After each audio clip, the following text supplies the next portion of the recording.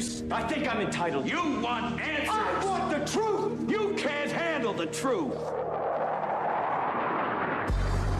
This is Larry Connors USA. Larry Connors USA. I woke up this morning, got myself a gun.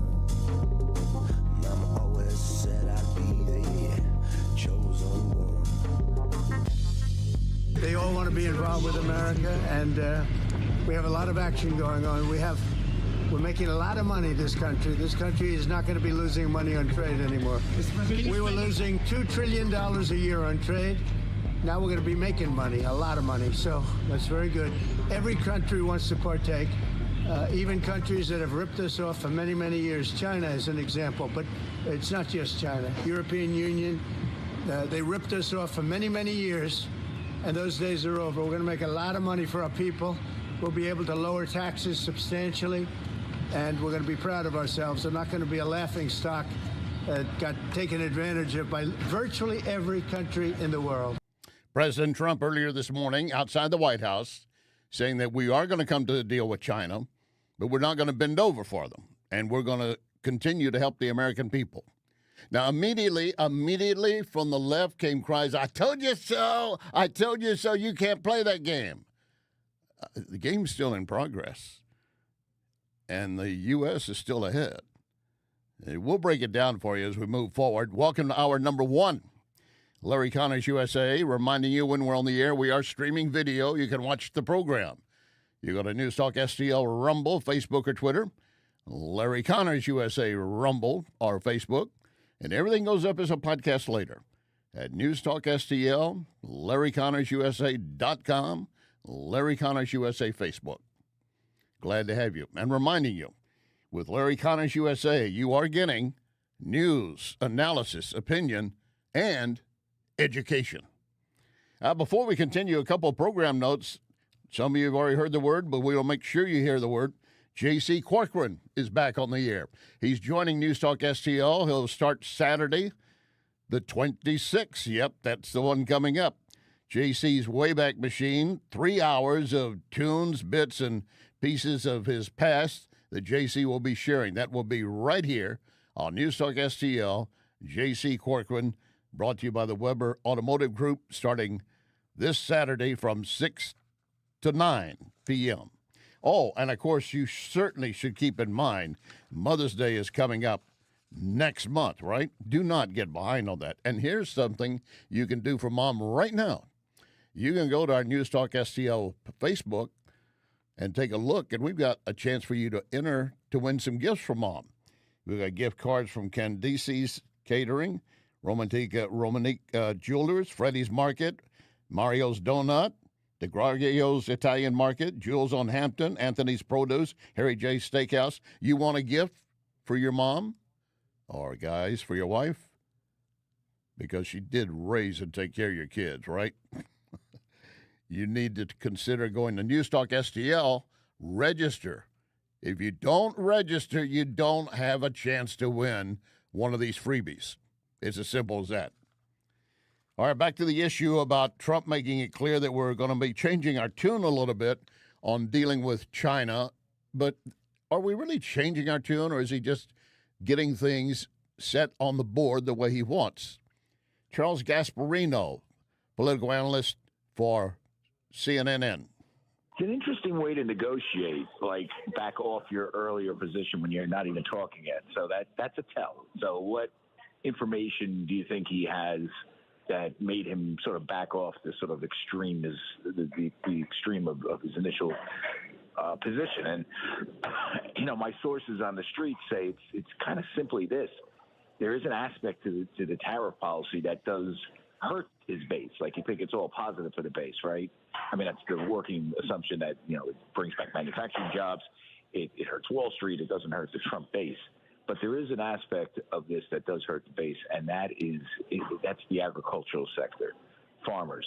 And, the farmers ship a lot of stuff to China. They're huge consumers of our farm goods, and that's a big part of Trump's base. And this will really hurt the agricultural industry if these, tariffs remain. I mean, there's no doubt about it. That's an industry that's going to take a hit. I'm going to have to apologize so deeply to Charles Gasparino. He's with Fox News, not CNN. But basically, he's talking about Trump is watching how this is playing out. And yes, we've all talked about farmers could take one of the bigger hits. That is a big part of his base, as Gasparino is pointing out. But you have to understand the left has been constantly saying, everybody's going to die. The sky's going to fall on top of your head. Now, you can watch the stock market results today, and you can watch them again tomorrow, next week, and next month. But the bottom line is, are we advancing our nation? And yes, we are. As you heard Trump say, more nations want to make a deal. China was going to be the big holdout. We knew that. So there we have to be a little bit more negotiating, a little massage. Feng shui, changing the furniture up just right in the room. But I'm looking at a CNN report, and that's why I was referring to Gasparino, CNN, and their headline, Empty Shelves and Financial Turmoil, Why Trump Backed Down. He didn't back down from anything. He put a position on the table as an opening gambit. Do you not understand chess or even checkers? You make a move to see what the other guy is going to do, and then you counter, or you come around the other way. Now, here's a CNBC report on China. Just spoke to a White House official in the West Wing who said that he would not expect the United States to do anything here unilaterally. That is, anything that the White House does in terms of ratcheting down these China tariffs would have to come as part of a negotiation with the Chinese. So that's the point that they're emphasizing here this morning on this Wall Street Journal reporting. They're not confirming the reporting itself. They're just saying that if they are to make a move to bring those tariffs way back, they would do that in concert with the Chinese as some sort of negotiation. No indication that that negotiation is going on now, though. So that's something to note. And just yesterday, I was in the Oval Office and I had the chance to ask President Trump about the tariffs. And I asked him if he agreed with Treasury Secretary Bessent, who said that the tariffs at this high level basically amount to a trade embargo with China. The president said, yes, he does agree with that, and also said that ultimately he believes that this tariff level is too high. They will come down. I asked the president, what level would the Chinese tariffs come down to? And he said, not zero, somewhere north of zero. Which we all knew was going to be a settle point. Probably would not be zero, but north of zero. Trump did not lock himself down and say, this is it, we're not budging. That would not be negotiation. That'd be dictatorship. And I would have fought against that as well if he'd said, this is a line and we're not going to go past that line. He put a proposition on the table and in the face of the Chinese and the other nations and said, here's what's going to happen. What are you going to do? And immediately a lot of tents got folded up. Lawn chairs carried over to our side. But the Chinese were going to stand firm. They tried to get European Union to join them. That didn't happen. They tried to get Australia to happen.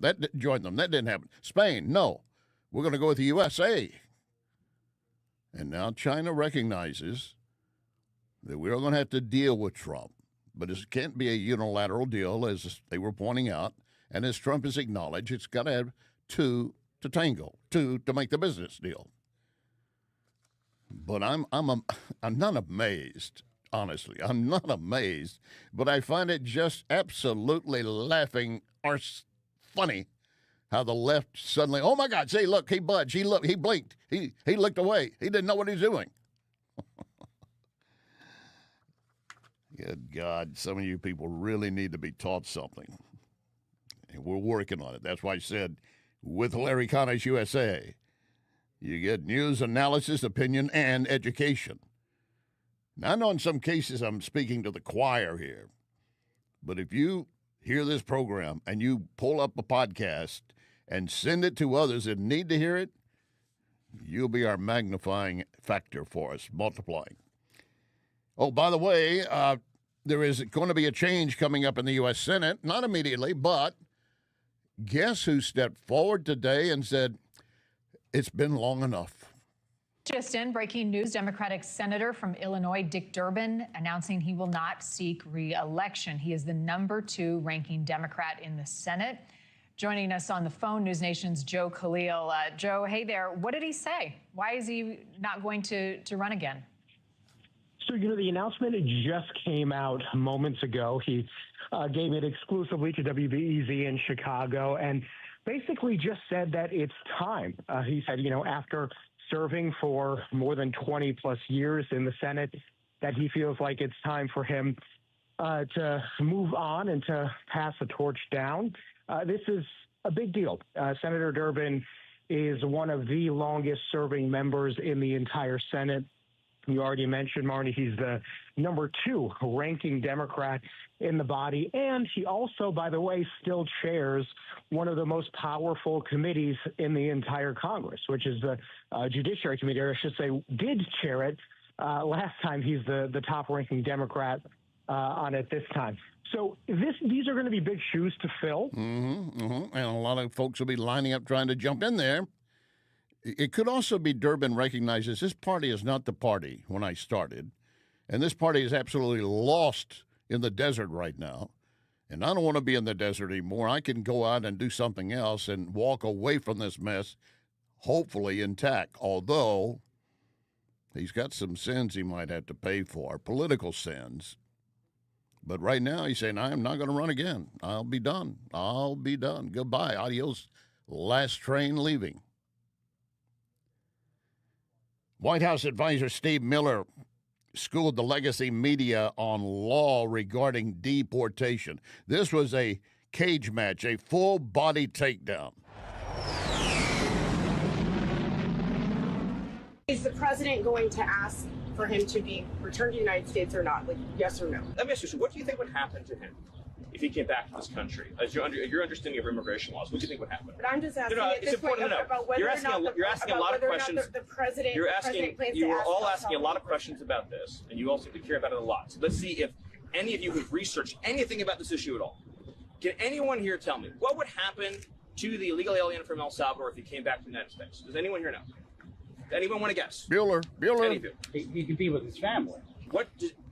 Do you know the difference between a deportation order and a withholding order? Do you know the difference? Any of you, please. Bueller. Well, we're not in the government. But you couldn't even spend 72 hours over the weekend learning the distinction, even though you've been writing and talking about it this whole time. What I'm getting from this conversation, which is educational for me, is that not one person in the media knows the difference between a deportation order and a withholding order. Is that a fair statement? You're learning about this all for the first time right now? I guess so. Okay. That is so good. That is so good. He needs to also be talking to Elizabeth Warren because she's claiming we can't just disappear people like Trump did. You don't understand either, do you, Elizabeth Warren? Miller continued his lecture to the press gathered around him.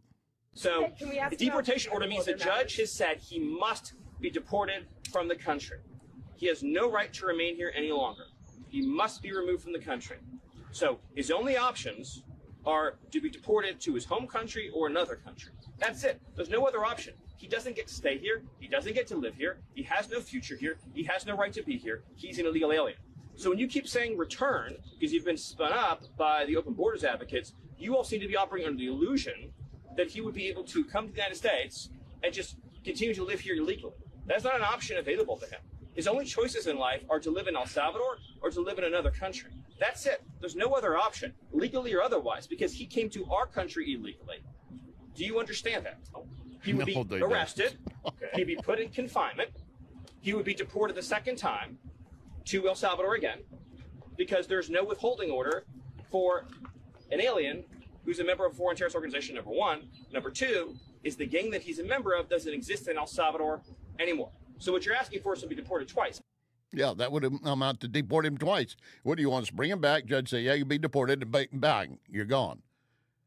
As Miller described it yesterday, this is basically infinity due process. And he wrapped up his lecture to the press. But additionally, if we chose to just pretend that the withholding order was real, he would be deported to a different country. So, for example, he could be deported to Egypt. So I'm just trying to understand, is it your view, in other words, you define a country that would be willing to take a MS-13 member from El Salvador. So I'm trying to understand from you all is, so if he came back and under our laws, he was then deported to Egypt or to Somalia, would you then be saying, great, I'm so glad that you deported him to another country? Is that what you'd all be saying? How about Gaza? And here's something else. For all of you bleeding heart idiots out there, riddle me what you'd do in this case. A 43-year-old who crashed into a couple, killing two of them as they burned alive in 2021. In 2022, he was convicted of 2 counts of gross vehicular manslaughter while intoxicated. He was illegally in the country. Now, they might have been hit by someone else and died in a wreck. I understand that. But this guy would not have been. And you know why? Because this guy had multiple felonies on his record. He was driving without a license to begin with. He had been deported 3 different times. He tried to appeal, sent back to Mexico, came back in again illegally, sent back, came back in again illegally, sent back. ICE held a detainer on him, but the L.A. County prosecutors were not really holding him. So now this guy who got sentenced to 10 years for killing this young couple, a 19-year-old man and woman, maybe out on a date night or whatever they were doing that night, he ran high speed into their car. Cars catching fire. The couple had no chance to get out, assuming they were still alive. And for that, he got 10 years for vehicular homicide. I can only understand that to begin with. But now they're talking about they're going to let him free, going to leave it, let him get out of prison just 6 years into his sentence. Because he's been a good boy? Where are you, bleeding heart arses, at this point? If it were your child, is this what you would want? Oh, I know your answer. But if it's not your child and your people at stake and endangered, well, I'm all for it. Let's do everything for them. We're going to pay for this for a long time, and those two families will live with that forever. Democrats are growing totally desperate. They're absolutely desperate. They don't know who's going to lead our party. Do we have anybody? Maybe that's why Durbin got out. My next guest, we will address that very subject. Lock and load. Ready on the right.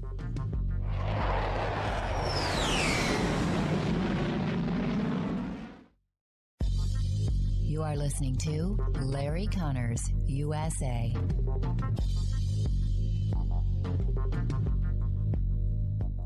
In all these years that Wellington Environmental has been my sponsor, I've never mentioned their duct cleaning services.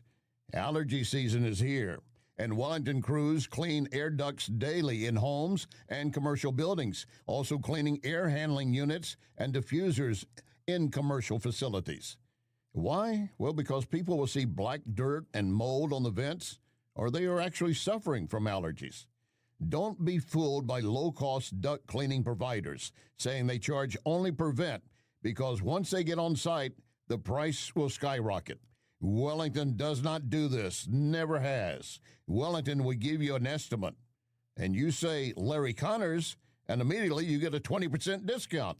Call Cindy, 314-644-4930, 314-644-4930. Make your home and business better, safer with Wellington. Be well with Wellington. Ackerman Toyota is #1 in sales for 2024. That is 2 years in a row. It's really no surprise. Ackerman has the largest customer lounge where you can relax, take your time choosing new or premium pre-owned. Ackerman at Hampton and 44. AckermanToyota.com. Thank you for making Ackerman Toyota #1 2 years in a row. AckermanToyota.com. Ackerman Toyota for life. John Bill Roofing reminds you we are in the stormy season, and that means if you have even the smallest leak in your roof, you could soon have a much bigger issue. Call John Bill to make sure that your biggest investment is protected. That call can save you major dollars. If you do get hit during a storm, John Beal has a rapid response team. Call 1-800-NEW-ROOF. 1-800-NEW-ROOF. 1-800-NEW-ROOF, John Beal. Got a great fun idea for you. The Oak Street Inn and Lounge Speakeasy, now open, but you need a passcode to get in. Easy to get. Just visit the Oak Street Inn and Lounge Facebook. I got my code. Get yours. We'll gather at the Speakeasy. Oak Street Inn and Lounge in Cottleville. Plus, enjoy some fine dining. Visit the Oak Street Inn and Lounge Facebook for your Speakeasy passcode. Oak Street Inn and Lounge Facebook. Get your code now. This is News Talk STL. See, the ways of this world just bring you to tears. Keep the Lord in your heart and you'll have nothing to fear. Live the best that you can and don't lie and don't steal. Keep your nose on the grindstone and out of the pills. Well, Daddy, I've been trying, I just can't catch a break. There's too much in this world I can't seem to shake. This is Larry Connors USA. Larry Connors USA. Welcome back. My guest is the non-woke CEO, as he's known. He's Bill Walton, also host of the Bill Walton Show. He had served on the action and landing teams for Donald Trump in the 2016 transitional team. Bill, welcome aboard.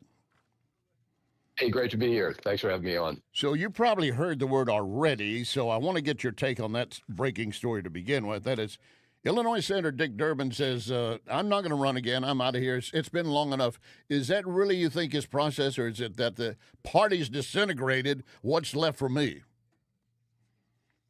I think you just read it right. The party's disintegrated. It's what's left for me. I mean, the Democrat Party, in the wake of Kamala Harris's significant defeat, 2024, they've broken into 3 or 4 or 5 or 6 factions. It's hard to keep track. Right. I mean, you know, and we've got AOC out on a road tour with Bernie Sanders, right? And he's out there saying that it's what is it? The name of the tour is it's the Fighting Oligarchy Tour. They're out there fighting oligarchy, flying around on a private jet while they're doing that. Well, yeah, and worried about carbon emissions, I'm sure. But it's interesting, the question about factions and that sort of stuff. Bernie almost beat Hillary. I think, in fact, most people think that he was a little foul play went into Bernie not getting the election in 2000 or getting nomination in 2016. A lot of people believe that. And he's still got a lot of fans, and they're out on this tour together, and he's out preaching the socialist line, and she's out preaching, I guess, cultural Marxism and the sort of things she believes in. And together they're gathering big crowds, 25, 30,000 people. Bernie's about the only Democrat could get crowds like that. So it's this is going to be an interesting one to watch. It's like a daughter and father running, I guess, but basically. Oh God, what an image. Yeah, I know. Well, then you talk to Letitia James, the difference between a father and a husband or something. So we'll come. But back to the issue that Bernie was close to being defeated. We know the Democrat National Committee had decided to refunnel money to Hillary and put her ahead, and was basically cutting off money for Bernie. So we know what was being manipulated in the back door. Now they're at the front of it again, supposedly. But you said there's so many factions. Who's going to stand out when all the dust settles? I don't think we know who the powers that be are in the Democrat Party. I mean, once you lose Nancy Pelosi, who was always the power behind or on the throne, they don't seem to have a strategist of note. Jeffries, who's head of the Democrats in the House, has no sway. People don't respect him or follow his lead. And Chuck Schumer is widely disliked by a lot of people in the Democrat Party, almost as many as dislike him in the Republican Party. So they've got a leadership vacuum. Well, and they don't have you didn't mention Cory Booker. You didn't mention him. Well, I didn't mention him because if you watched any minute of his 24-hour filibuster, you'd say this guy's not ready for prime time. Nate Silver, as you well know, a polling expert, recently predicted AOC is currently the most likely Democrat to lead the 2028 presidential ticket. Well, he's got credibility in that he predicted almost every state, I think every state in the 2012 election, and then he got all but one in 2016. And his results were mixed in the presidential election since then, but they've still been a whole lot closer than most other people. And I think what he's seeing is that AOC's got a 60%, 62% approval among Democrats. And this is the nomination. It's not winning the general election. And so, the odds are, I think the odds favor her. She's got, I think there's some significant majority of Democrats rank her as the candidate who most articulates my values. Who is she appealing to? What's the base? Well, I don't know. Purple hair, and I don't know. It's the same old crew. It's the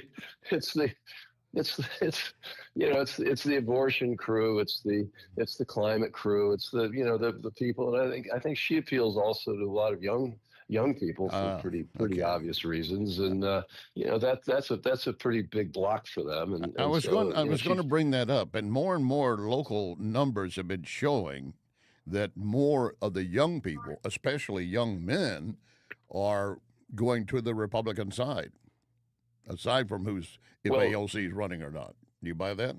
Well, yeah, I do buy it. The left has marginalized men, white males in particular, big time. I mean, for the last 20, 30, 40 years, it's been they've been preaching against toxic masculinity, and now there's a massive number of white males, young white males, that are out of the workforce. Also, the college campuses are 60% female, 40% male, and so that marginalized crew finds Trump awfully appealing, and Trump speaks to them. He's got he's talking about jobs, he's talking about values, he's pushing up against DEI, and I can see, young men would find that very attractive. You're listening to Bill Walton, guest of the non-woke CEO, as it's often known, and then you get into racial break.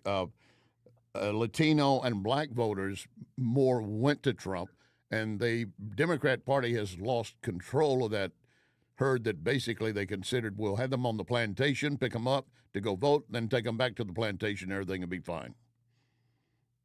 Well, it worked for 100 years or 80 years or however long that did work, but it certainly didn't work this last time around. I think people, one of the things interesting is that black believe that Trump delivered for them. And they did a lot of talk among them about how their wages rose, they got jobs, everything was booming. They were feeling a lot better about themselves and how they fit into society. And then along comes Biden, and all of a sudden those jobs are gone, wages are down, prices are up, and I think, like a lot of other voting blocs, they're voting with their pocketbook, and Trump makes a lot more sense for them. Today, as you well know, that Trump is saying, we're going to reach a deal with China. It's not going to be zero, it'll be north of zero, but we'll have a deal. And that suddenly spurred new interest that we will have something done. And I've said all along, I mean, he's putting things on the table. Doesn't mean that's the final line. He's waiting for your move, and then he'll make another move. That spurred a lot of new interest. So if the economy is pumping forward, and we're still dealing with all these millions of illegals in the country, thank you, Joe Biden, how can the Democrats ever gain control again? Well, and they don't see that they did anything wrong in the last election. They don't think they don't think they've got bad policies. They think the open border was just fine, and they thought all the trans stuff was just wonderful. And they don't think it's their policies or what they put. It's only how they messaged it. So if they can just message it better, we'd be really happy with open borders. That isn't going to happen. Just before you joined us, I was talking about the open borders and how we're paying a price for it. There's a guy that got convicted of vehicular manslaughter, entered the country 3 different times, deported 3 different times, involved in a high-speed crash, killing a couple of teenagers. back in 2021, and he's now going to be released only 6 years into a 10-year sentence. And I don't know. Holman says we're going to be there to pick him up, but this border policy issue, I don't know how they're going to get around it. And even inside the Latino community, the minority communities, we've been saddled with what you left us at our doorstep. Well, I think the Latinos feel the most damaged by this because all the ones that came in legally and were doing things by the book and were good Americans see what's happening here, and they're getting tarred with that same brush, and they don't want that. And if you've got one or two instances of somebody committing a murder or something, a rape or whatever, but that's not what's happening. No. We're seeing dozens of instances. We're seeing hundreds of instances. I mean, it's not unusual. It's the norm. And so there's a pattern, and I think everybody recognizes we got to make some big changes. Does the Republican Party have anything it needs to shore up to make sure they do fight off whoever leads the Democrat Party? Well, I think Trump needs to do a good job on the economy. And he made me awfully nervous with 145% tariffs on China because I'm a recovering free market guy. And I'm not used to thinking tariffs are a good thing. And he's a true believer. He's believed in them for 40 years. And now, fortunately, it looks like this was a negotiating point. Negotiating point. Yeah. With that. If you don't drop the hammer, you don't get their attention. Right. And, I think if he does a good job with the economy, there's always things we need to shore up. But I think that's the main thing. No matter what the headlines are, people, if you ask voters what they care about rising prices, falling wages, and how they're doing economically. All right. Bill, thank you for your time and your expertise, sir. Great talking with you. We'll do it again. Bill Walton of The Bill Walton Show, also known as a non-woke CEO. Yeah, we've got to make sure we hold things together, but we see Trump turning already. Now, coming back, Letitia James crying out.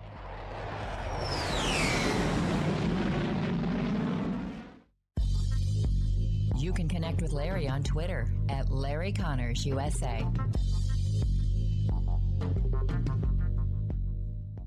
I've got a phone number for you and a website where you can take a free, quick survey to learn how to use artificial intelligence, AI, to put your company on a fast track to the future. Here's the number. It's a 636 area code, 636-689-0545, 689-0545. This is PRI Global. And recently, the St. Louis Business Journal named PRI Global as a leading IT consulting company. 25 years working with hundreds of companies, several Fortune 500, locally and around the world. PRI Global has its own AI lab to develop what's best for your company. Take the free survey and be on your way to the future.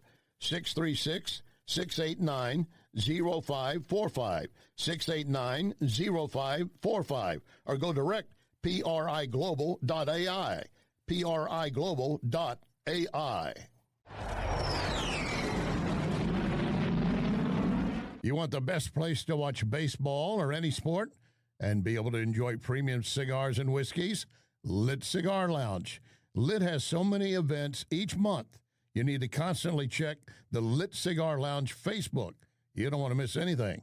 Plus, you can order food from Napoli Brothers Pizza and Pasta, delivered within minutes right to your table. By the way, we're in the season for great patio dining. Napoli Brothers Pizza and Pasta has your table waiting. I have several questions for you, but there's only one answer. Who has the most 5-star reviews for windows in St. Louis? Renewal by Anderson. Who is the Post-Dispatch Window Retailer of the Year? Renewal by Anderson. Who is the J.D. Power Award winner 5 years in a row? The same. Renewal by Anderson. Dial pound 250 and say Windows. Pound 250, say Windows. Renewal by Anderson. A better way to a better window. Hey, if you're 50 or older, you do not want to take any risk with your money.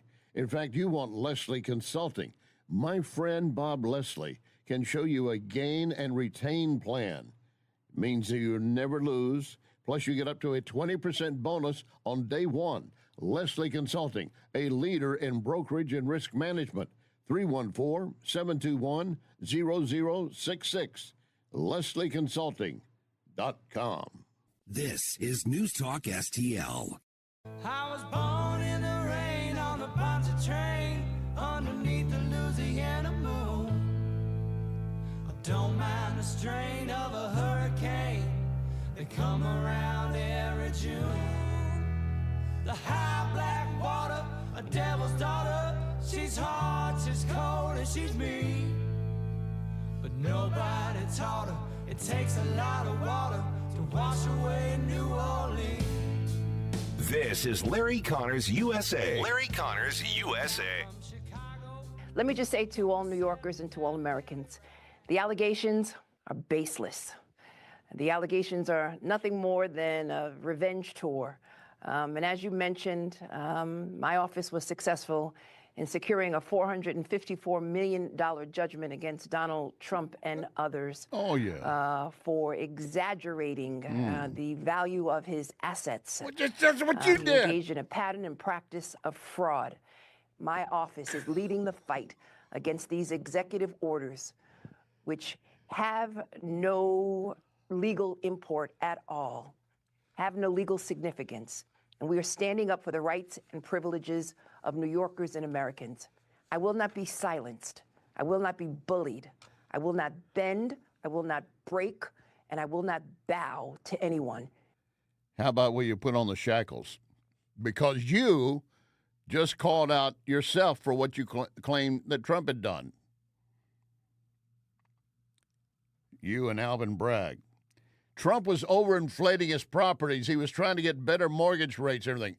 Letitia James is accused of specifically doing the very exact thing.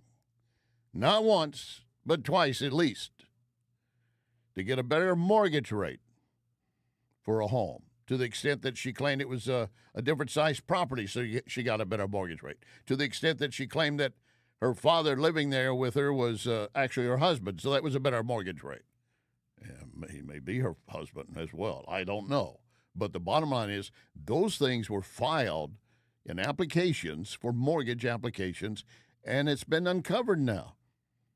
The gall of someone who can stand there and look you in the face and say, I didn't do anything wrong, when all the documents say, well, what about this? And yet they really believe many of them in the American public are going to fall in line with it. You know why? Because every time they get caught in a squeeze like this, just as she did, I'm going to be here for New Yorkers. I'm going to look out for New Yorkers. They actually know better, but then again, they think, well, who else is going to be here if we get rid of her? There are plenty of other people and better people, even inside your Democrat Party. And if you've got someone who put their hand in the till to get a better mortgage rate and then at the same time can stand there and proudly proclaim, I nailed Donald Trump on falsifying records. I'm not going to argue in the value of what she claims other than the fact that she's denying that she's doing anything. I've been following a lot of different sources on these stories. I mean, and I had to admit to you that there are a lot of them that you look at and you think, where'd that come from? I mean, why haven't we heard that before? Oh, and a plus point for the anti-Musk people, the word is, according to Politico, Musk is stepping back from all of his government work, from the Doge work, amid, quote, plummeting Tesla sales.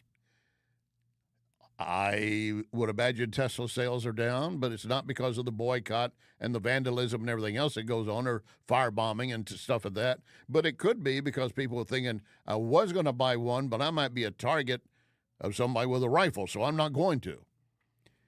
I don't know why they're going to. I'm not interested in buying one. That's up to you. That is your personal decision.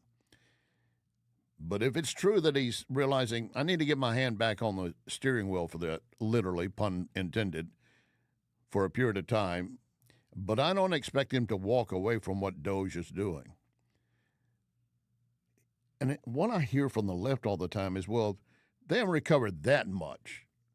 Listen, anything we recover is a plus, and unveiling more of it is a plus.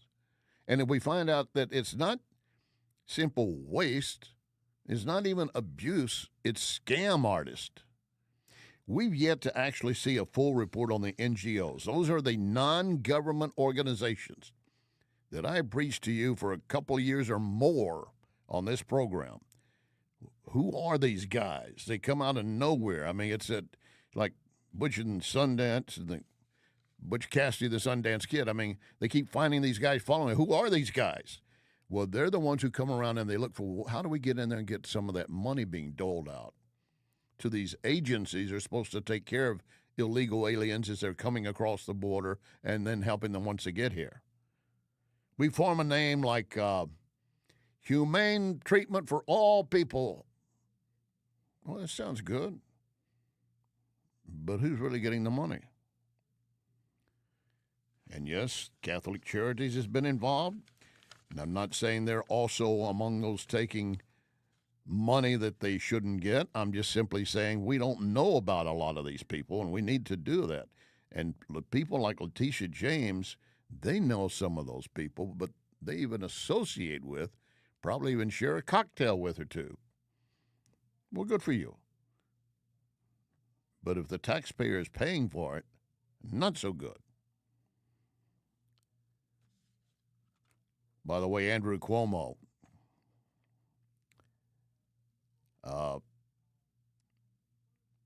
is running.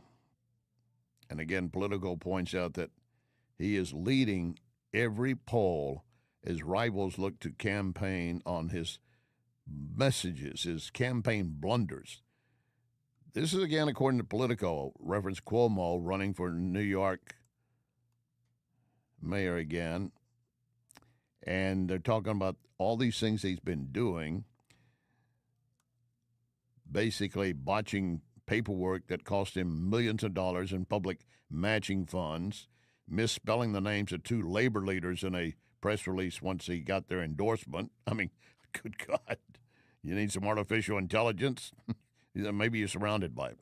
The former governor's team blamed for several mistakes they blamed it on voice technology used by a staffer who is missing an arm. I kid you not. That's the way Politico writes it. They're blaming his blunders on a staffer who is missing an arm. Did his arm contain his brain? I don't know, but picking on a cripple? Really? This is how you want to build your campaign? These guys are so far out of bounds, and they don't think there's anything wrong. And Cuomo thinks he is the best candidate. Eric Adams is attacking Cuomo as well. Eric Adams, the current mayor. And Eric Adams said that he wants to show more of his energy, put more of his energy into defeating Andrew Cuomo. In fact, he's been using his opportunity just yesterday at a press conference to light into Cuomo, since he is the, quote, leading contender for that position based on various polls. Adams said, when asked about the lack of base of black voters shared by Adams and Cuomo, Adams said, I was the moderate first. I didn't pass bail reform. Wiping my hands of it. I'm Pontius Pilate. I had nothing to do with that. And he did. And you know something else Eric Adams did not have anything to do with? Taking those during COVID from elderly homes and making them stay there and bringing more in with COVID, basically giving these people a death count sentence. And how many elderly died because of the way Cuomo was treating them. Would not let them stay in hospitals. They had to go back to their nursing homes. And we'll never know how many died because of that malfeasance. It is criminal, but trying to file charges on it can be hard. Civil case might be existing down the road, depending on the statute of limitations. Problem is we have so many on the left right now. They think they are absolutely entitled. And if you don't deliver what they think they're entitled to, then shame on you. And on top of that, sometimes they feel that you forced them into taking something, and now you want to have it repaid, and they say, well, you forced me to take it. You think I'm making this up? I want you to hear from a guy who claims that I don't have a student loan. I wouldn't have except, well, he's got to explain it. So today, Trump started talking about how he's going to force us to start paying back our student loans by garnishing our wages. And a lot of conservatives are really happy about that. They're saying, oh, thank God, all these freeloaders are going to pay back the money that they borrowed. Well, let me tell you something. I didn't borrow a goddamn dime. I was 17 years old. My mother forced me to take out that loan, and if I didn't, she was going to throw me out and make me homeless. So I'm not alone in this. I know that many, many children were put in the same situation, and the solution's simple. We should not have our wages garnished. The boomers should have their goddamn retirement accounts and Social Security checks garnished for forcing college onto us, forcing us to take unsustainable loans. It's just screwed up. Student loan forgiveness is the only ethical choice, and the boomers aren't going to give it to us. So we need to go after their money. I didn't take out a loan. My mama made me. And if I didn't take out the loan and go to college, she's going to kick me out of the house.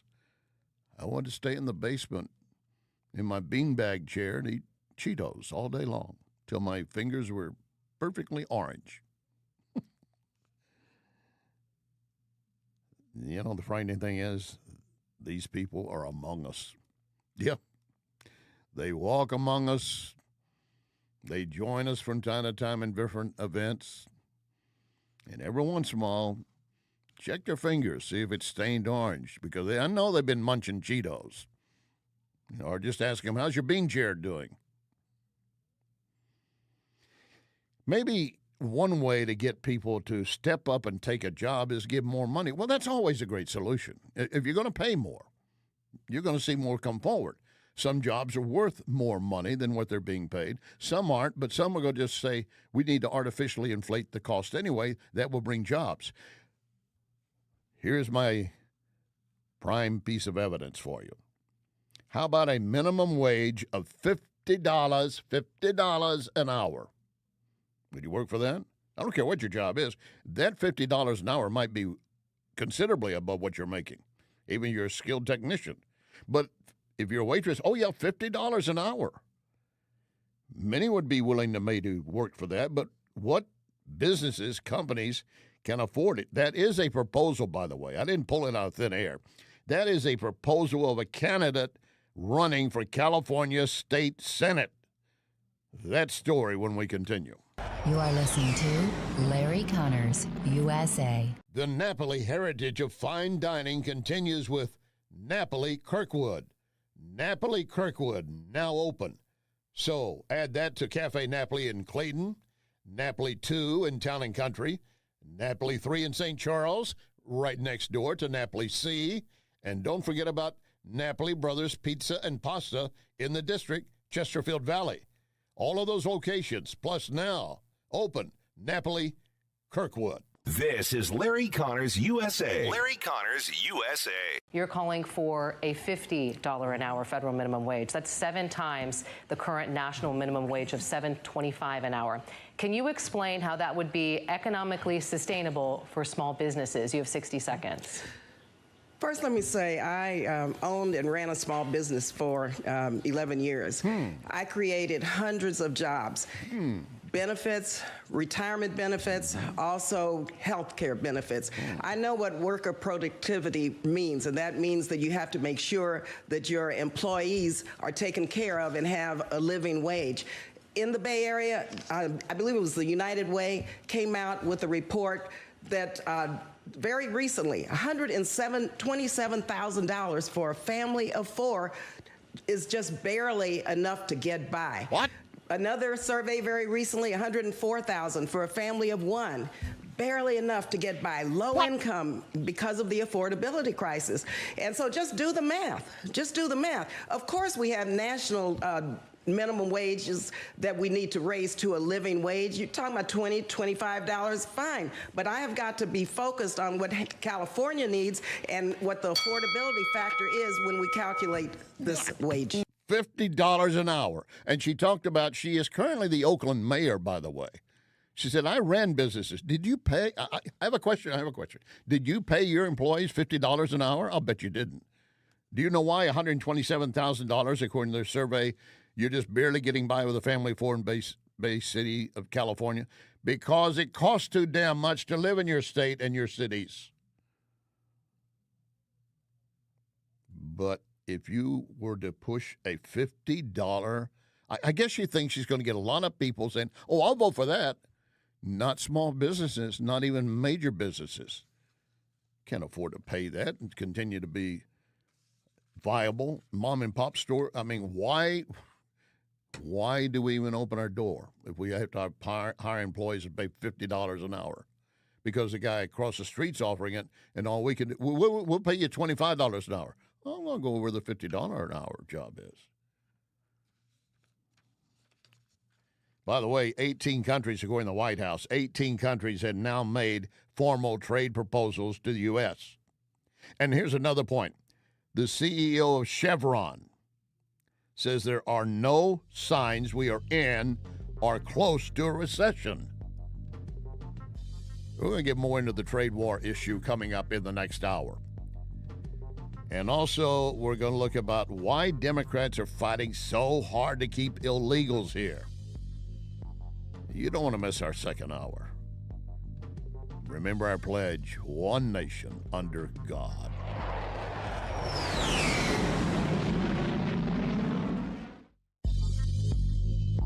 You can hear podcasts of this program at Larry Connors USA Facebook. Larry Connors USA Facebook.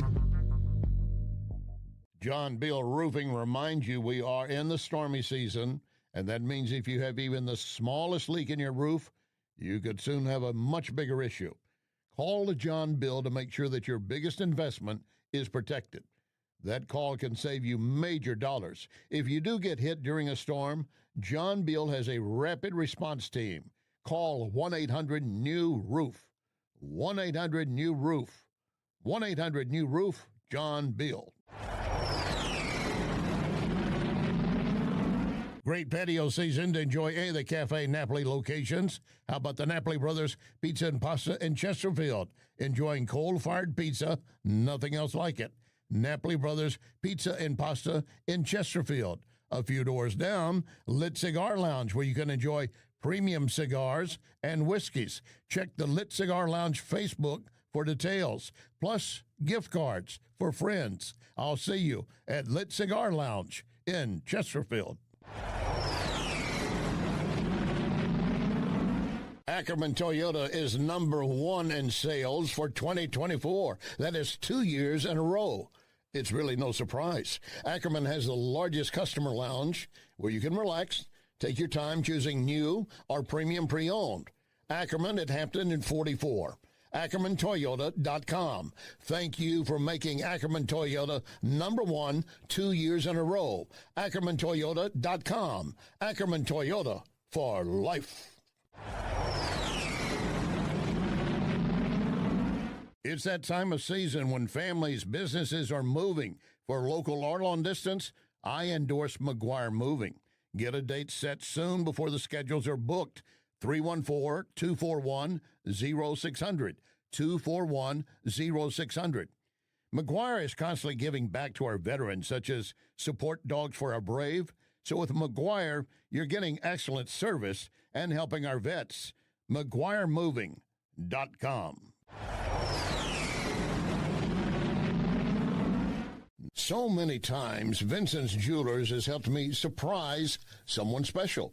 Vincent's locally owned can do the same for you, and you don't have to break the bank to get something really nice, maybe even customized. The smile you're going to get back from that special someone, priceless. Check VincentsJewelers.com every day because new items are arriving and there are special deals. Vincent's, my only jeweler. VincentsJewelers.com. VincentsJewelers.com. I can tell you how to get a free quick quiz to see how artificial intelligence can boost your company's potential. You go to PRIGlobal.ai, PRIGlobal.ai. St. Louis Business Magazine listing PRI as one of the leading IT companies. And PRI has its own AI lab to develop what your business needs. PRIglobal.ai. PRIglobal.ai. This is News Talk STL.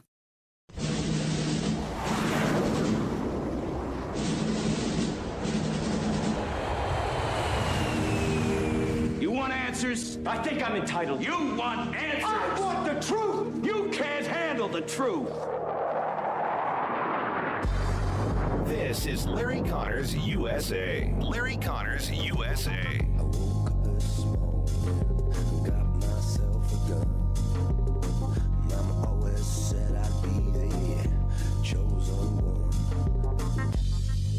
Do not disappear people in the United States. Because here's the thing. If they can disappear Mr. Abrego Garcia, then they can disappear you. It's about disappearing people, but it's also about obeying court orders. But now what we've got is truly a man who threatens it, a spineless bunch of Republicans in the House and Senate who help it along. And the American people saying, wait a minute, I think this is the moment we're going to have to start fighting back for our country. You're not fighting for our country, Elizabeth Warren, when you're allowing all these illegals to come in and flood an invasion.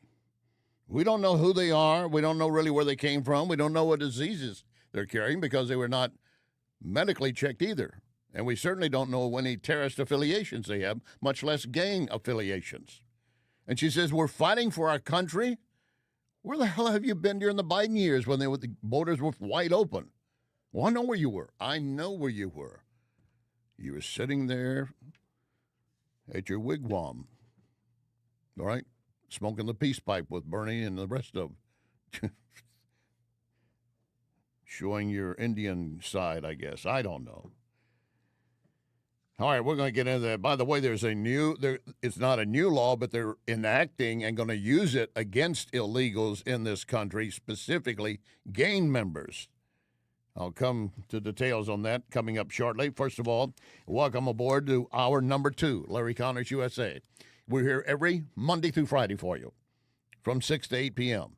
And when we're on the air, we are streaming video. You can watch the program. I strongly encourage you to do it. And how do you do that? You go to NewsTalkSTL, Rumble, Facebook, or Twitter. You can also go to Larry Connors USA, Rumble, or Facebook. And everything goes up as a podcast later. So if you miss anything, since you can't maybe stay the full 2 hours each day, you can always pull out that program and hear or watch it again. And more importantly, push share. Send it on to others. Because we want more patriots in line. Just because we got Trump in the White House and because we currently have control of the Senate and the House, do not back off the gas pedal. Keep it floored. I got a couple of notes for you. J.C. Corcoran. J.C. Corcoran is coming back to the airways. His J.C.'s Wayback Machine will start this Saturday and will be airing every Saturday for 3 hours, 6 to 9 p.m. A lot of music and just comments from J.C. J.C.'s Wayback Machine will start this Saturday, presented by Weber Automotive Group. Now, looking into May, which is Mother's Day, we have a list of gifts from various sponsors that are available for you. You could win some of these gifts. Some include jewelry, some include dining, some include various food. You want to win? You got to put your name in the box. How do you do that? You go to NewsTalkSTL Facebook. NewsTalkSTL Facebook, and you'll see all the information about how you enter our Mother's Day gift. You need to register now. On May 8th, we're going to email the winners. So you can't wait.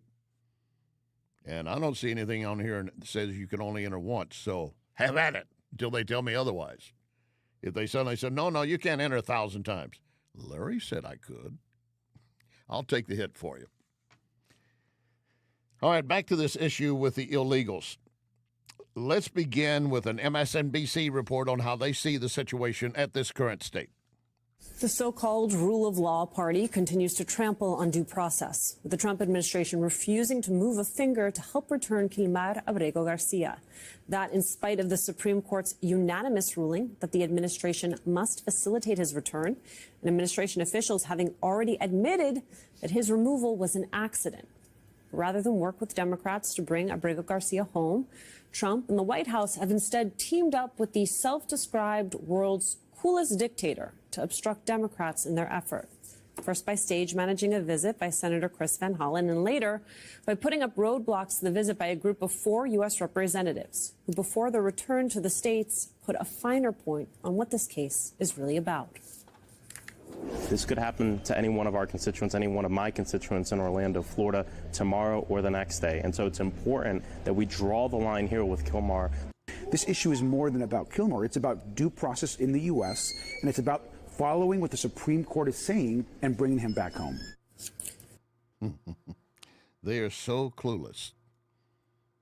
I still say, and I would like this to be tested out, to you Democrats, you bleeding arse Democrats, who are very concerned about these illegal MS-13 gang members being shipped out of your communities.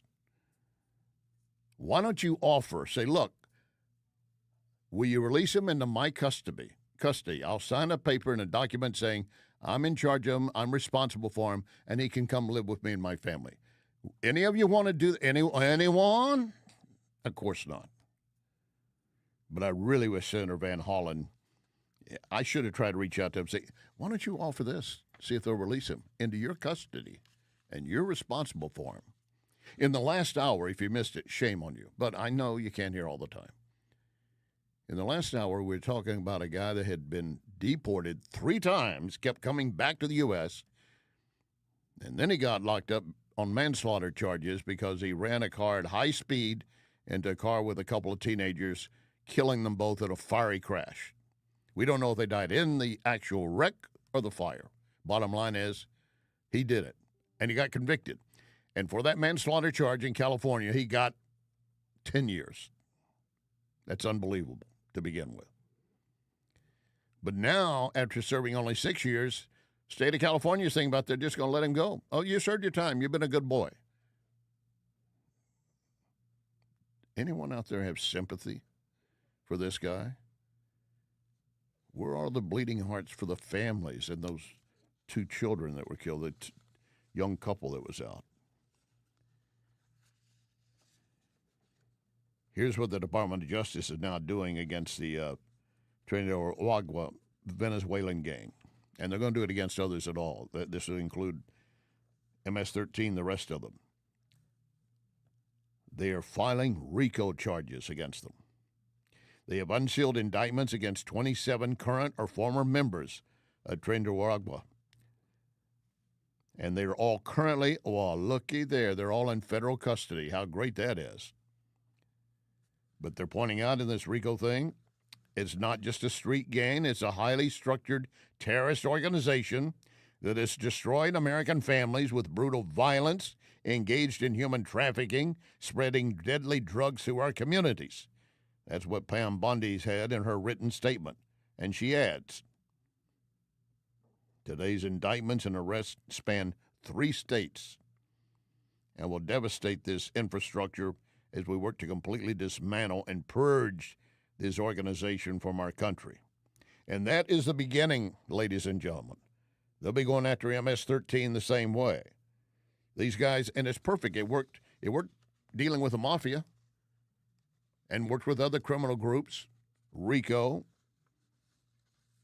Giuliani used it extensively in New York when he was going after mafia and so forth. RICO allows them to say if you had any part of taking any of the actions, we can grab all of you up under racketeering, narcotics, sex trafficking, robbery, firearms offenses under our RICO Act. Good. But then some of the reporters still aren't really following the news. They're not really sure what's involved on anything, to be quite honest. Witness this. White House advisor Steve Miller addressing some of those same reporters. Is the president going to ask for him to be returned to the United States or not? Like, yes or no? Let me ask you, what do you think would happen to him if he came back to this country? As your understanding of immigration laws, what do you think would happen? But I'm just asking it's important to know. about whether You're asking a lot of questions. The president, you are all asking a lot of questions about this, and you all seem to care about it a lot. So let's see if any of you have researched anything about this issue at all. Can anyone here tell me what would happen to the illegal alien from El Salvador if he came back to the United States? Does anyone here know? Does anyone want to guess? Any of you? He could be with his family. Do you know the difference between a deportation order and a withholding order? Do you know the difference? Any of you, please. Do you? Well, we're not in the government. But you couldn't even spend 72 hours over the weekend learning the distinction, even though you've been writing and talking about it this whole time. What I'm getting from this conversation, which is educational for me, is that not one person in the media knows the difference between a deportation order and a withholding order. Is that a fair statement? You're learning about this all for the first time right now? I guess so. Okay. This was a cage match, and he was taking them all on, and there were full body slams on several of them. He was not done. So the deportation order means the judge has said he must be deported from the country. He has no right to remain here any longer. He must be removed from the country. So his only options are to be deported to his home country or another country. That's it. There's no other option. He doesn't get to stay here. He doesn't get to live here. He has no future here. He has no right to be here. He's an illegal alien. So when you keep saying return, because you've been spun up by the open borders advocates, you all seem to be operating under the illusion that he would be able to come to the United States and just continue to live here illegally. That's not an option available to him. His only choices in life are to live in El Salvador or to live in another country. That's it. There's no other option, legally or otherwise, because he came to our country illegally. Do you understand that? He would be arrested. Okay. He'd be put in confinement. He would be deported the second time to El Salvador again, because there's no withholding order for an alien who's a member of a foreign terrorist organization, number one. Number two is the gang that he's a member of doesn't exist in El Salvador anymore. So what you're asking for is to be deported twice. And at the same time he's speaking, we have members of Congress, Democrats, say they are organizing in El Salvador. Robert Garcia, Democrat of California, said we're organizing to get the release of the 29-year-old from Maryland, who is a member of the MS-13. They write that we have met with the U.S. Embassy here. The ambassador, we're meeting with advocates on the ground. We're organizing here in El Salvador to get him home. You want to take him to your home? Well, of course not. Steve Miller. But additionally, if we chose to just pretend that the withholding order was real, he would be deported to a different country. So, for example, he could be deported to Egypt. So I'm just trying to understand, is it your view, in other words, you define a country that would be willing to take a MS-13 member from El Salvador. So I'm trying to understand from you all is, so if he came back and under our laws, he was then deported to Egypt or to Somalia, would you then be saying, great, I'm so glad that you deported him to another country? Is that what you'd all be saying? They have nothing to say. They're absolutely clueless. You know, it's also depressing that we have so many in this nation who want to hate, and many of them on our university campuses with the acceptance and approval and basically go get 'em boy type attitude from the faculty and administration. The target, Jewish students. Scott Jennings making that point. Yeah, I assume you all know what's been going on these campuses. They are chasing the Jewish kids around the campuses. They are terrorizing them. They are violating their civil rights. The administration believes they have violated their federally protected rights. This all goes back to the core issue. The Ivy League schools and a lot of universities did not stand up for Jewish students when they should have, and when they were warned by the U.S. Congress last year, they should have done it then. Now they're locked in these battles now. You all say these campuses should fight back against Trump. Who are they fighting for? The people who are terrorizing the Jewish kids? I hope that's not what you mean. I think Trump is standing up for these Jewish students in a good way, and I hope he prevails. Yeah, I hope he does too. And why would we allow this? Well, because they are Ivy League, they're higher learning. They want to be embracing. They want to be inclusive for those who hate Jews, which suggests you're not inclusive for Jews. You're not inclusive for anyone that doesn't follow your mantra. And here's the other thing. We raised this yesterday. These institutions, Harvard and the rest of them, they are tax exempt. Yank that tax exempt status from them.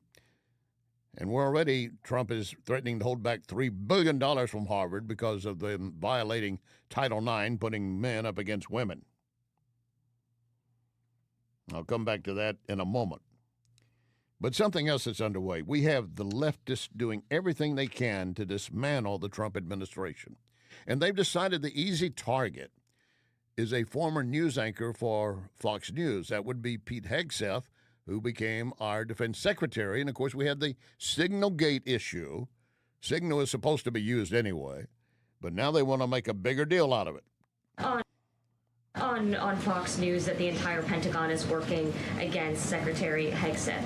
But the people who were fired were Hegseth's own guys. So how do you square that, and what do you say to concerns that that's bad management? They were Pentagon employees who leaked against their boss to news agencies in this room. And it's been clear since day one from this administration that we are not going to tolerate individuals who leak to the mainstream media, particularly when it comes to sensitive information. And the Secretary of Defense is doing a tremendous job. And he is bringing monumental change to the Pentagon. And there's a lot of people in this city who reject monumental change. And I think, frankly, that's why we've seen a smear campaign against the Secretary of Defense since the moment that President Trump announced his nomination before the United States Senate. Let me reiterate, the president stands strongly behind Secretary Hegseth in the change that he is bringing to the Pentagon, and the results that he's achieved thus far speak for themselves. Yep, they do. And he's going to continue. And part of it has to do with making sure women in the military are truly physically capable of doing the job they're supposed to be doing. And that would be for men as well.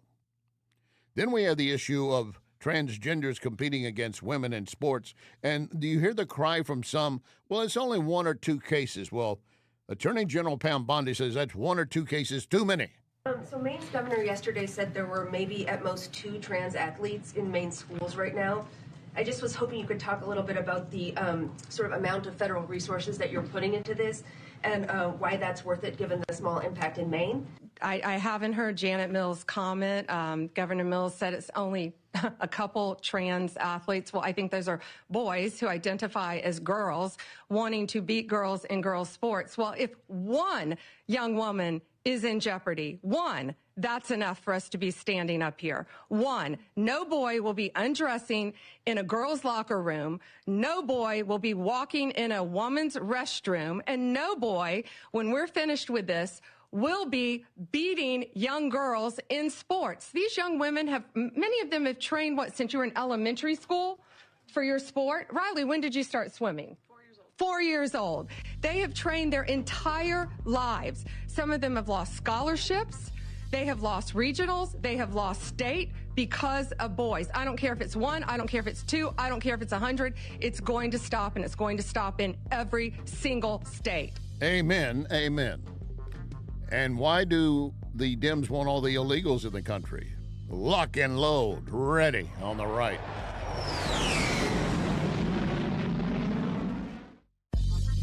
You are listening to Larry Connors, USA.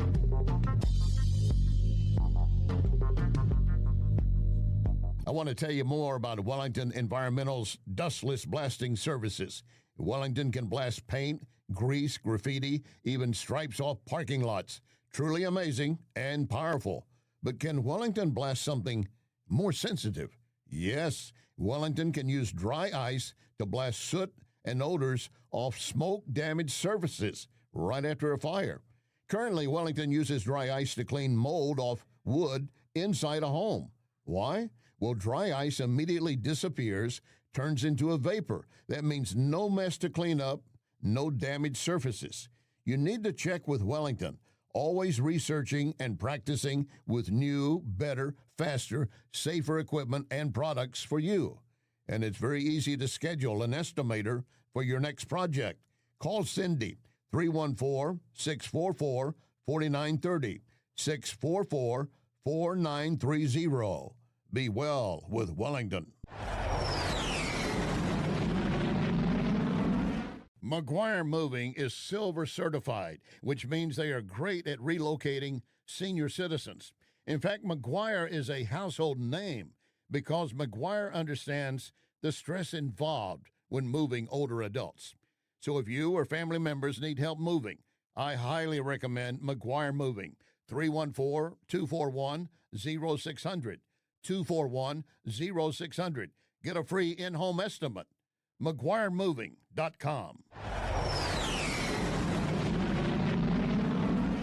There is a speakeasy in Cottleville, but you need a passcode. So go to the Oak Street Inn and Lounge Facebook, get your passcode to one of the hottest news spots in the area. Amazing food, 7 hotel rooms, 2-bedroom penthouse, and a speakeasy. I got my passcode. Get yours. Let's enjoy the speakeasy in Cottleville. You get your code by going to Oak Street Inn and Lounge Facebook. Oak Street Inn and Lounge Facebook. This is News Talk STL. Your own personal Jesus. Someone to hear your prayers, someone who cares. Your own personal Jesus. Someone to hear your prayers, someone who's there. This is Larry Connors USA. Larry Connors USA. Welcome back, my guest, Jared Knott, Jared Knott, author of Tiny Blunders, Big Disasters. Now he has book 2 out, The Many Tiny Mistakes That Changed the World Forever. Knott, welcome aboard again. Glad to have you, Jared. Thank you very much. It's good to be here. All right. Well, we got a lot of ground to cover, and your book, just before we leave that title, the original Blunders, Big Disasters issue, Tiny Blunders Leading to Big Disasters, now your follow-up, you're just focusing on things we should have seen and yet we didn't or we ignored. Well, of course, it's really easy for all of us 5 minutes later, sometimes 5 minutes later, sometimes it's 5 years later, to look back and say, gee, that was a mistake. But yes, things that seemed like they were very minor at the time end up dominoing one thing into the other, and then just calamities take place that no one anticipated. We start the book talking about the Titanic, and then we say that what happened there, they were changing officers there. The second in command was being replaced by a new second in command, and he somehow in the exchange forgot to pass on the key to the locker. And inside that locker was they call them the glasses, the binoculars that the men up there in the crow's nest used to spot icebergs on the Atlantic Ocean. Okay, the particular iceberg that was, of course, to sink the Titanic was what they call a black iceberg. Right. It was very dark, and when the men in the crow's nest survived. And he was talking about how they had the glasses just several days earlier, but they were not available that particular night. And they said, well, in the testimony that was being in the investigation in New York City, Senate investigation, how much difference would that have made? He asked, well, we could have gotten out of the way faster. How much faster? Well, in time to avoid the iceberg. So, so they saw the iceberg that opened with a naked eye. They called down to the people below to change direction to turn to port to the left. But by the time they got there, it was too late, and it sank. So if they'd had the glasses, the whole thing might have been avoided. That is just a single tiny mistake leading to a big disaster. That is a very great observation and example. Now, we put that up against what we're doing in our nation right now with all the illegals in the country, that we basically, thank you, Joe Biden, open the border and let them all come in. I don't know how some still think, well, that's not a big deal. If it is, it was a small mistake. But we're seeing big disasters out of that, and it's going to continue. It's really an outrage when you think about it. And the preposterous position that they were taking, well, we can't, border, first of all, they said the border is secure. Right. Border is secure. Secretary Mayorkas and, of course, everybody's darling Kamala Harris, yes, the border is secure. Then when that became such an absurdity, they changed it. Well, yes, the border's broken. The border's been broken, but we can't fix the border because Republicans will not pass this bill. They'll pass this bill. It will pass the bill, therefore, their fault. Great. I said, you. Jared, if you're moving around, you need to hold your signals breaking up a little bit. Go ahead, continue. Okay. Yes, great line. You know what? We're gonna take a moment to call you back, sir. Bear with us. We're gonna disconnect and call you back, see if the signal's better. But because for some reason we're losing so much of it that it's hard to follow you. So we'll make a recall to Jared Nott again, the author of the Tiny Blunders, Big Disasters, and he has a book too out, The Many Tiny Mistakes That Changed the World Forever. Of course, I wouldn't consider opening our borders a tiny mistake, but we have many in this country that think, yeah, that was not a big deal because we were in favor of it, and they want to put the blame somewhere else. Well, that doesn't work for me, and I know it doesn't work for you. If we're going to have open borders and have the left complaining, well, we can't shut it now because you opened it under executive order. You could have shut it down again because Trump had. And eventually, of course, when Trump comes in, he did do it by executive order. But they want to claim that, well, we had no option. We had to go ahead and move forward with it. There's a new release study, by the way, from the Yale Youth Poll, drawing attention for showing a growing divide among young voters. This is the future of the Democrat Party, supposedly, and a setback for them. And a lot of them also are looking around, and they're seeing what's happening with the illegals in our country and the crime and everything that's coming with it. If the young people could see it, how the hell can the older people, be they Democrat, Republican, Independent, not recognize the damage that's been done already and will continue? It's not going to change overnight. This is not flipping off a light switch and suddenly everything's back to normal. We have too many that have been victimized by crimes. They've lost loved ones, and they're just trying to get their lives back on track.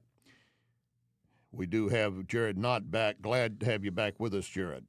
So let's talk about the issue of why Democrats are fighting so hard to keep illegals here. Yes, I think their plan was to bring a lot of illegals in and somehow get them to vote. And, of course, they've made a lot of attempts issuing Social Security numbers to them. Right. They are very much opposed to the ID requirement for voting, so on and so forth. Of course, they got kind of a surprise. Donald Trump carried about 45% of the Hispanic vote. Yep. And the people down there in the southern tip of Texas, the three southernmost counties there, they're like something like 95% Hispanic, but Donald Trump carried those three counties by 70% of the vote. They had to live with all the crime and all the misery and all the problems and the drugs and substance abuse that was taking place. So they lost the Latin American vote, the Hispanic vote, and their plan kind of backfired on them. But that was their plan, to flip the country, turn it into a Latin American country that hopefully would vote Democratic. Well, now, that was their plan in the beginning.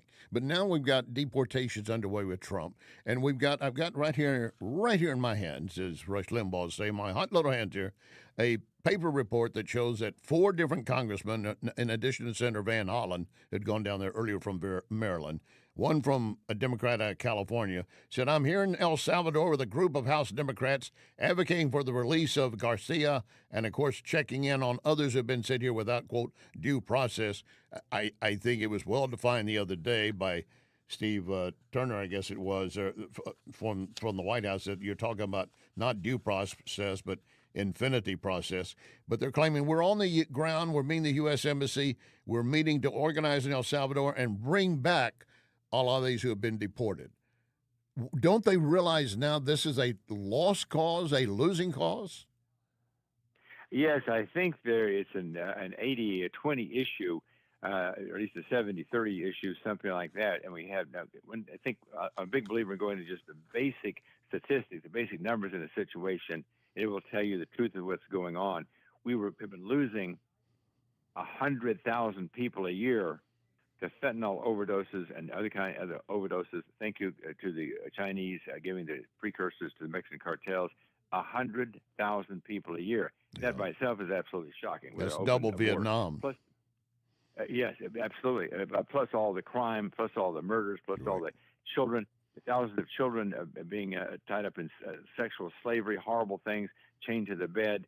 8, 10, 12-year-olds taking forced into 7, 6, 7, 8 tricks a day, horrible nightmarish things happening, and that the Biden administration trying to cover it up with one excuse after another. Just an absolute outrage.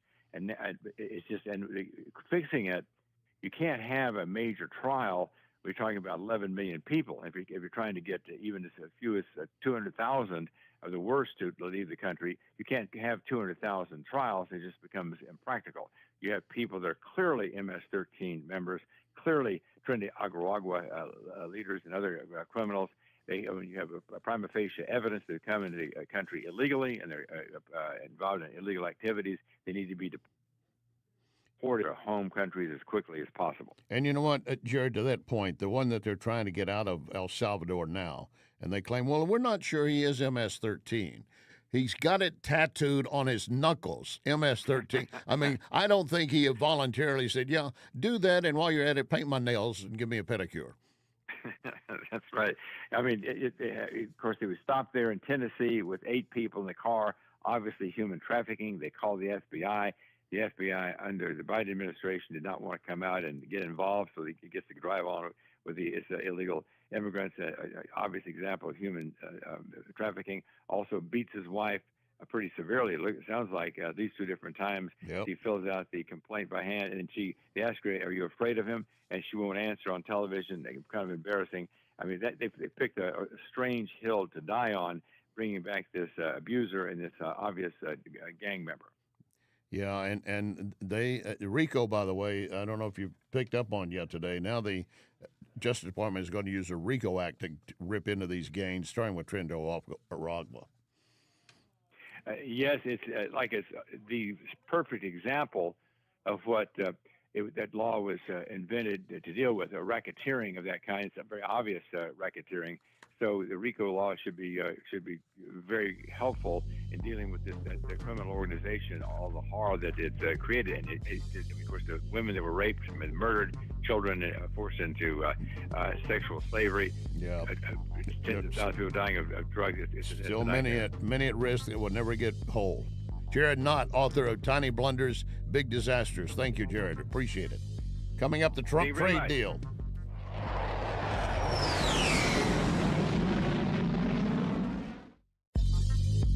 You can connect with Larry on Twitter at Larry Connors USA. Question: are you looking to unlock the full potential of artificial intelligence for your business? I want you to meet my friends at PRI Global, named by the St. Louis Business Journal as a leading IT consulting firm. 25 years helping local and worldwide companies. PRI Global has a free survey to determine where your company stands in your AI journey. You simply go to priglobal.ai, priglobal.ai. And I also have a phone number, so get ready to copy that number. And I'll remind you that PRI Global has its own AI lab, creating, adapting, developing, pushing the boundaries for what AI can do for you. Here's the number, 636-689-0545, 636-689-0545, or visit priglobal.ai, priglobal.ai. Here's great news. Napoli Kirkwood is now open. So that means fine dining right in the heart of Kirkwood. So you have the original Cafe Napoli in downtown Clayton, Napoli 2, Town and Country, Napoli 3 on the streets of St. Charles, right next door to Napoli C, plus Napoli Brothers Pasta and Pizza in the Chesterfield Valley. All of those locations, and now adding Napoli Kirkwood. What a great place to dine. Napoli Kirkwood, now open. Renewal by Anderson is having a huge sale. Buy one, get one 50% off. Renewal has the most 5-star reviews in St. Louis, is the Post-Dispatch Window Retailer of the Year, winning the J.D. Power Award 5 years in a row, plus the nation's best warranty. For a limited time, buy one, get one 50% off. Details at rbastl.com. rbastl.com. Renewal by Anderson. You've worked hard for your money, so protect it. Meet my friend Bob Leslie and ask about the Gain and Retain Plan. Leslie Consulting, 40 years in the St. Louis area as a leader in brokerage and risk management. Call 314-721-0066, 721-0066. Oh, and ask Bob how he was the L.A. Dodger #1 pick. LeslieConsulting.com. This is NewsTalk STL. Must be the whiskey. I've been drinking to remember and drinking to forget. I got I love you on my mind. I got Jim Beam on my breath, and loneliness has got the rest. I've got nothing left within me. It must be the whiskey. This is Larry Connors USA. Larry Connors USA. They all want to be involved with America, and we have a lot of action going on. We're making a lot of money, this country. This country is not going to be losing money on trade anymore. We were losing $2 trillion a year on trade. Now we're going to be making money, a lot of money. So that's very good. Every country wants to partake, even countries that have ripped us off for many, many years. China is an example, but it's not just China. European Union, they ripped us off for many, many years. And those days are over. We're going to make a lot of money for our people. We'll be able to lower taxes substantially, and we're going to be proud of ourselves. They're not going to be a laughing stock that got taken advantage of by virtually every country in the world. Would that not be great for our nation? Well, the leftists and legacy media don't think so. They want to continue to point out that Trump doesn't know what he's doing. And they're also wanting to say, see, he backed off of China, didn't he? He did it when they were beginning to get riled up, which is fine. He expected that. And the other nations that he was hitting with big tariffs, that they were going to supposedly stand firm and not deal with Trump, well, they are all doing. In fact, I'm looking at a piece here from White House Press Secretary Carolyn Leavitt. She said, we have a lot of progress being made. We have 18 proposals on paper that have been brought to the trade team. Said more than 100 countries have expressed interest in making a deal. Now, you could say, well, that's the press secretary. Yeah, but she's not saying that unless she can back it up. She went on to say you have Secretary Bessent, Secretary Luknen, Ambassador Greer, NEC Director Hassett, Peter Navarro, the entire trade team, meeting with 34 countries just this week. She said, we're moving at Trump speed to ensure these deals are made on behalf of the American worker, the American people. Just yesterday, J.D. Vance said the U.S. and India have established some terms of reference for trade moving forward. These are not done deals, but they're in the process. And when Trump stated today that he's thinking about lowering the tariffs on China, the leftists went, oh, my God, look, I'm looking at this one report in the Hill. Trump says tariff on China will come down substantially from 145%. Do you not think he was already planning to do that? But you make such a big number, you hit them in the face, and you get their attention. And then you look at the way it's being treated by CNN. Empty shelves and financial turmoil. That's why Trump backed down. And the market reacts after Trump backs down on attacking Federal Reserve Chairman Powell. Which came first? All those actions are Trump's decision saying, we're going to hit you with big tariffs unless you want to do free and fair trade. Well, of course we know what happened. Fox business analyst Gasparino.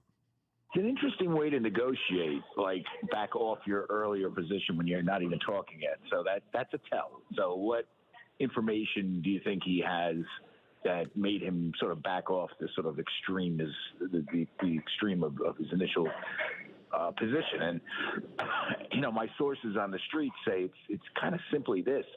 There is an aspect to the tariff policy that does hurt his base. Like, you think it's all positive for the base, right?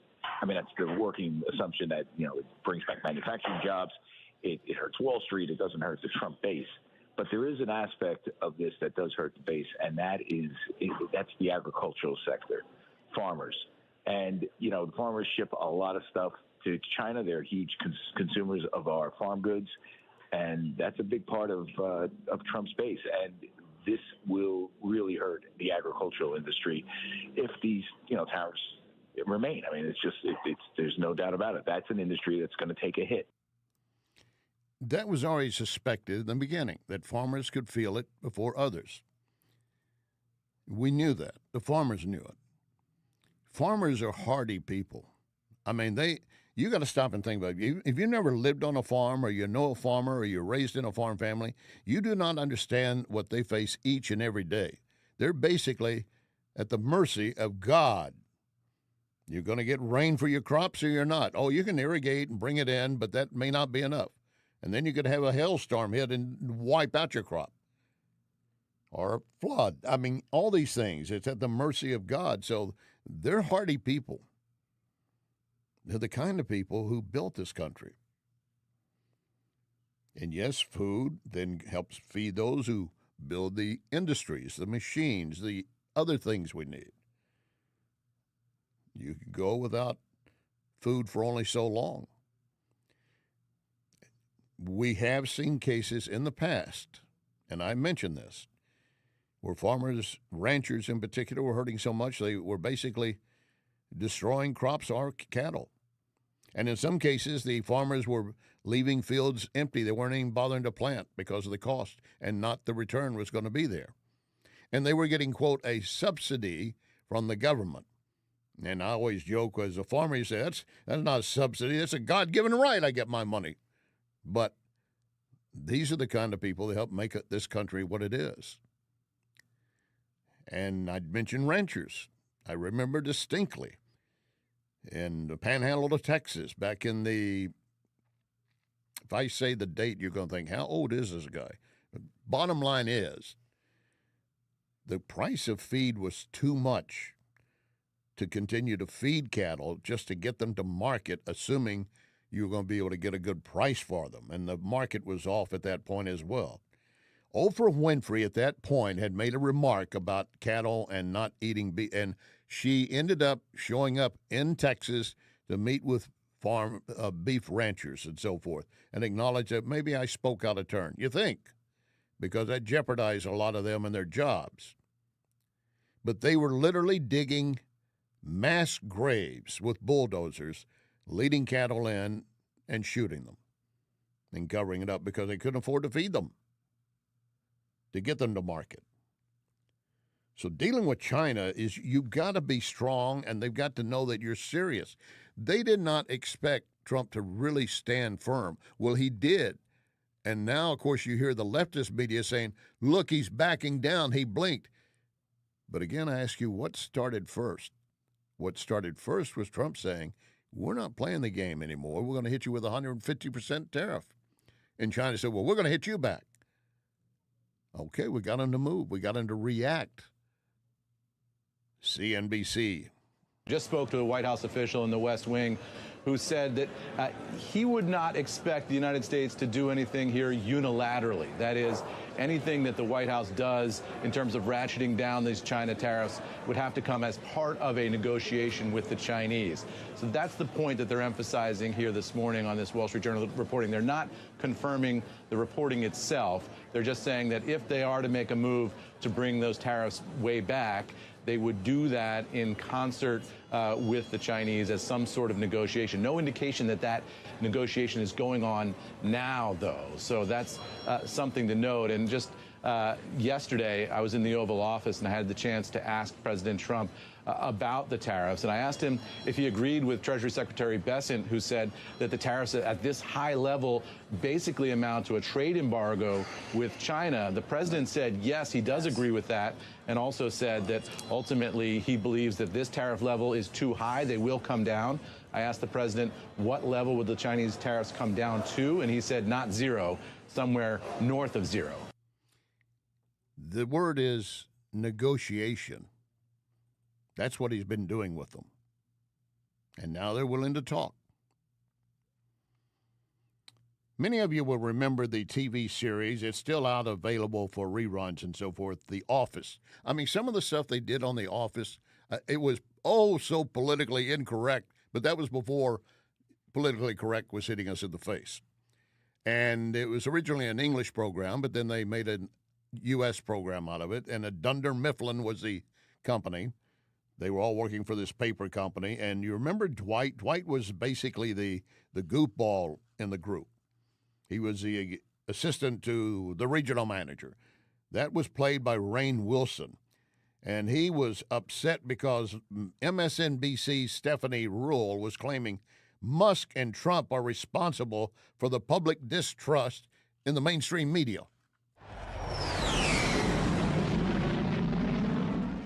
Yes, you're not incorrect that the media has lost trust. This is where I would push back. When I see this kind of insight and passion being directed at the current administration and the lack of this kind of insight and passion being directed at the previous administration, where, again, I'm not talking about you, I'm talking about left-leaning news media organizations. That would be them. Or kind of like, la, la, la, la, la, everything's fine. Look, the economy's great. La, la, la, immigration's not that much of a problem.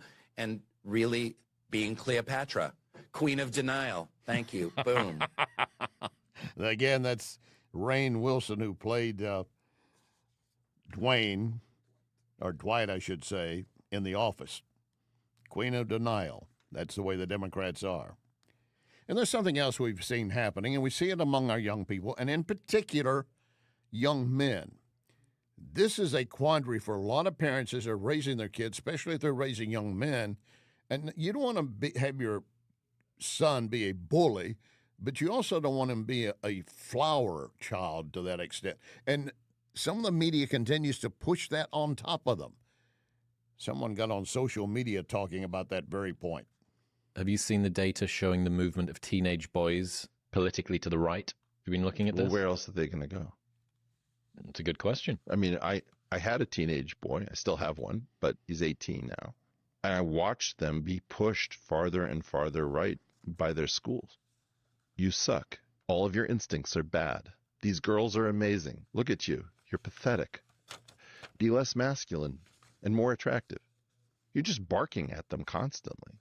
They're not moving right. They're moving out of your stupid way.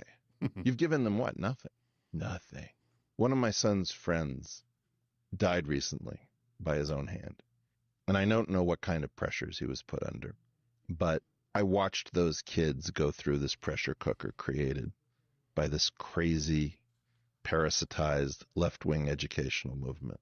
Get away from our sons. Get away from our daughters. Get away from our sons and away from our daughters. It's not left or right. I don't have a Republican bone in my body.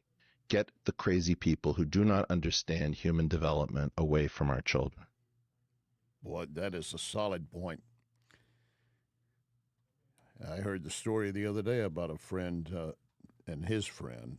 His 12-year-old son felt bullied at school, and he got hold of his dad's pistol and shot himself. I mean, this is boys, and I had two grandsons. And I had to talk with their mothers a little bit that, one of them, I just thought he was not showing that he might have man instincts in him going forward, because he's surrounded, as you were hearing that person say, by people that keep saying, you can't be a man. You need to be more effeminate. You need to be more this, more that. That's putting that into their head, and then they get called out or they encounter a block. They don't know what to do. They crumble in tears. Every kid has been bullied at some point probably in their life. And what did you do? Did you fight back, or did you go home and cry? Or did you do something else? I mean, unfortunately, that is part of growing up.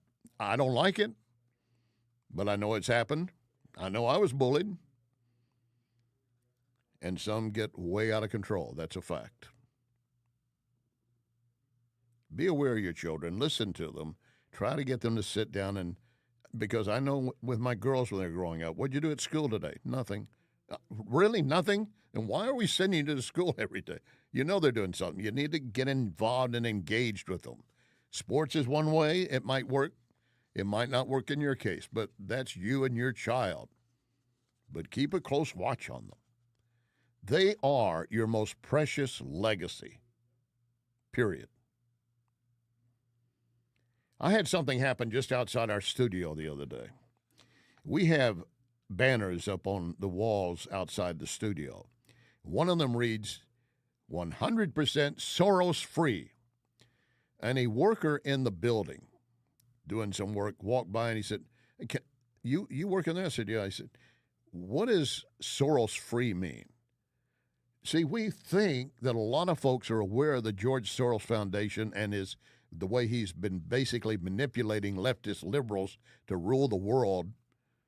And yet there are others out there that just don't know it. Now, I'm not saying the man was not intellectual, not aware of the world or anything else, but his job was doing masonry or whatever it was. That was his daily job, focusing on that, not politics.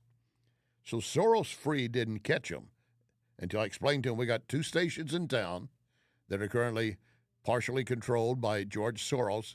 They're conservative voices. They will be silenced in time for the 26th election. You watch. But he actually did not know who George Soros was. What do you mean by Soros free? Is it some kind of new additive or something in the air? To that extent, it is something in the air. And it stinks to high heaven. And it's toxic. And we want to get rid of it. That's why NewsTalkSTL, locally owned, 100% Soros free. And we're proud. That is our banner, our badge, and we wear it with pride. As always, I thank you for listening to Larry Connors USA, where you get news, opinion, analysis, and education. Remember our pledge, one nation under God.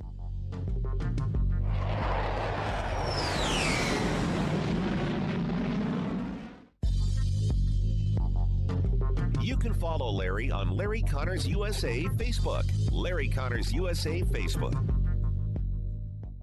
This is Larry Connors USA. Larry Connors USA.